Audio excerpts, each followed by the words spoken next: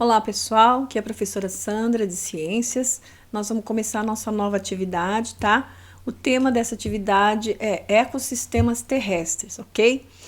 Vocês vão acompanhar o texto, que é o texto que tem no livro de vocês, tá? E quem vai pegar impresso, esse texto já tá na escola, tá? É só ir lá pegar e também tem o questionário junto. E esse daqui vocês vão fazer o questionário no AVA também, tá? E vamos lá então ao nosso texto, a nossa leitura. Vamos lá. Aqui nós temos o nosso tema, ecossistema terrestre. E logo embaixo a gente tem uma imagem de uma cotia, certo?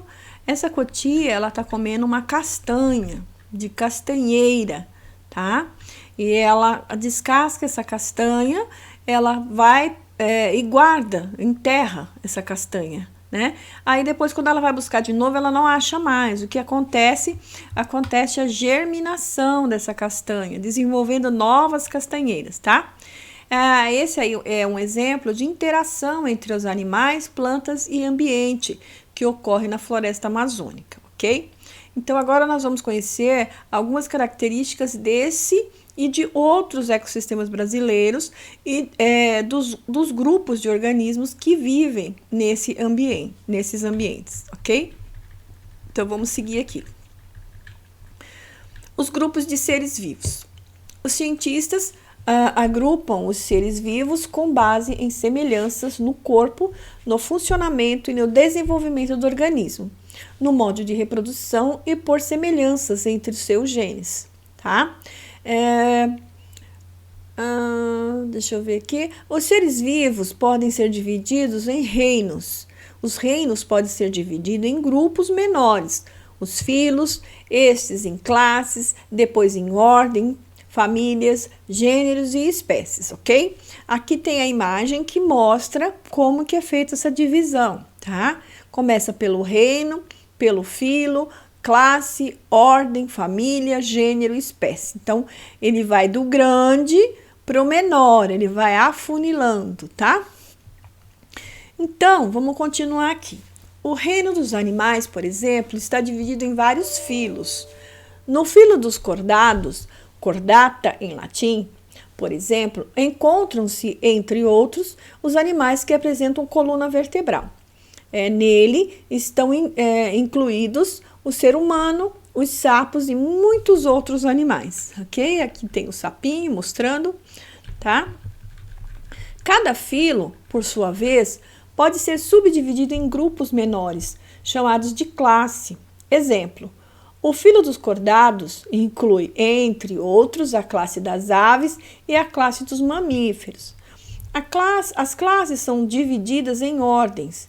Na classe dos mamíferos, por exemplo, estão a ordem dos carnívoros, que são as onças, os gatos, os lobos, os cães, os leões, etc.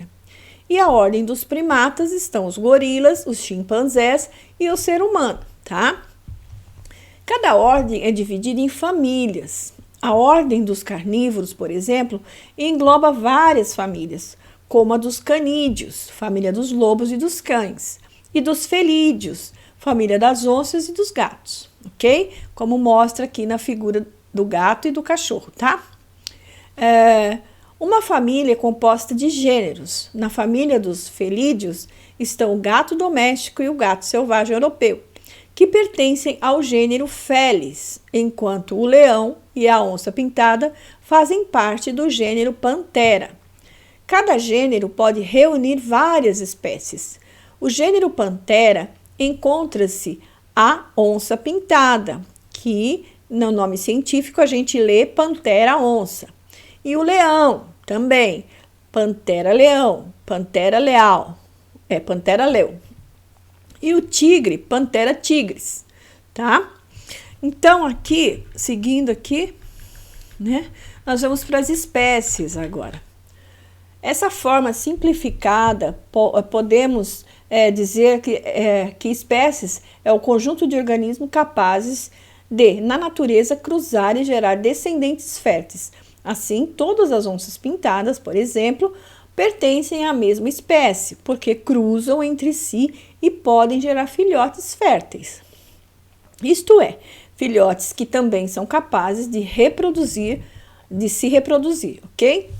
Cada espécie recebe um nome científico composto de 2 nomes, sempre escrito em latim ou adaptados para essa língua. Assim, a espécie humana é chamada de Homo sapiens, tá? A bananeira de Musa paradisíaca.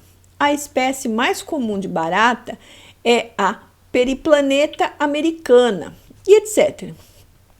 A primeira palavra do nome científico da espécie corresponde ao nome de gênero e é escrita com a inicial maiúscula.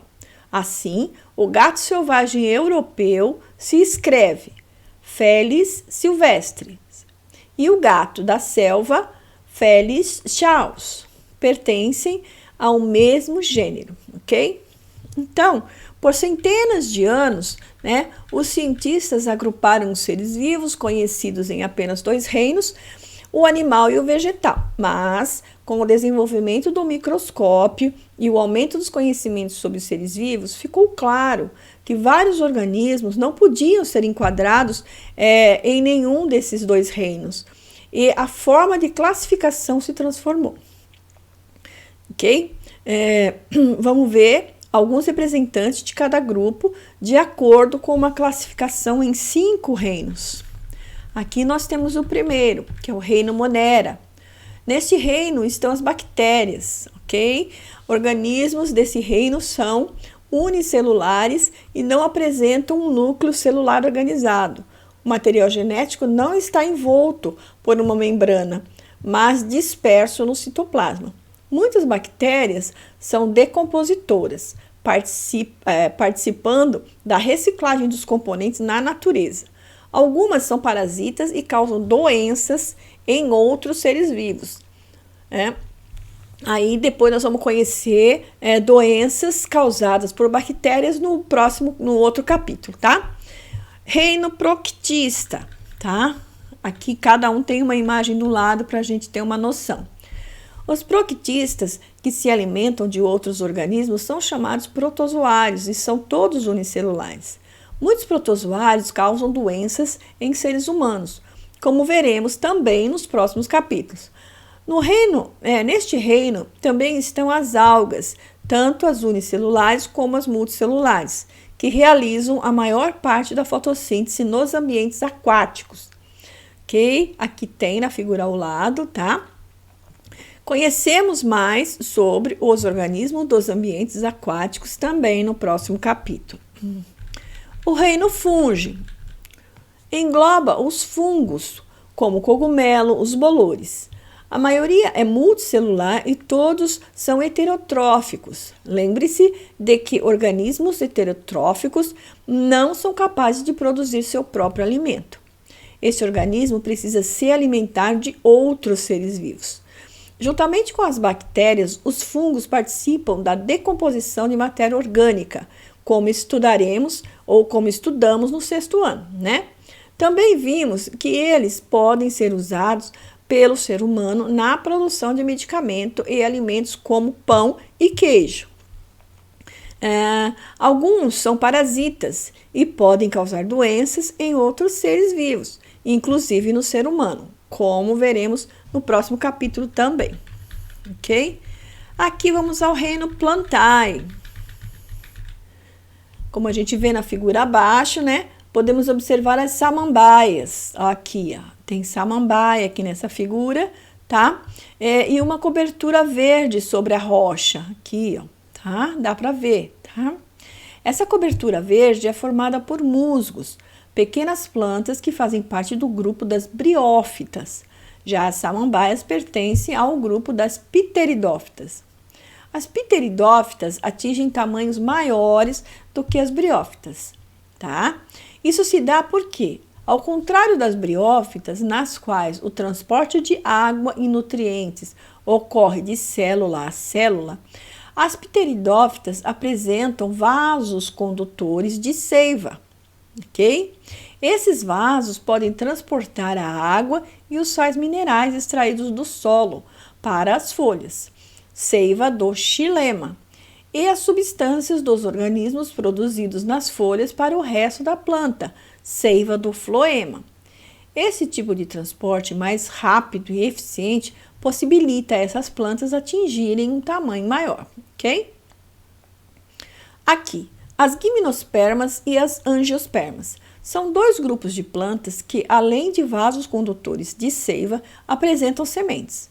As gimnospermas não produzem frutos, apenas sementes. Nas gimnospermas, há estruturas conhecidas como cones, que são especializadas na reprodução. Vem daí o nome principal do grupo das gimnospermas, as coníferas, tá? É aqui, ó, tá? Nas angiospermas, as sementes encontradas dentro do fruto, são encontradas dentro do fruto, ó, a sementinha do tomate aqui. O arroz, o trigo, o feijão, as verduras e as plantas que produzem o que conhecemos como frutas, laranja, uva, melancia, abacate. São exemplos de angiospermas, né, que aqui mostra o tomateiro. Tá? Que é uma angiosperma, porque tem a semente dentro do fruto, ok? Então, a nossa atividade, por enquanto, é até aqui essa página 63, tá? Então, vocês vão fazer a atividade de vocês, vão fazer o questionário, primeiro vocês vão ler bem o texto novamente, tá? E vão fazer a atividade de vocês, tá? Então, por enquanto, a gente vai ficando por aqui, tá? E vocês, terminando a atividade de vocês, vocês vão mandar para o AVA, tá? Primeiro para o AVA. Tirem fotografia da atividade de vocês e mandem para o AVA, tá? Depois, grampiem tudo para poder mandar para a escola, tá? Não esquecendo de colocar o primeiro e segundo nome, tá bom? Façam bem a atividade, bom estudo para vocês, tá? E fiquem bem, se cuidem, cuidem do próximo, tá? E bom estudo a todos, tá bom? Então é isso, até a próxima. Tchau!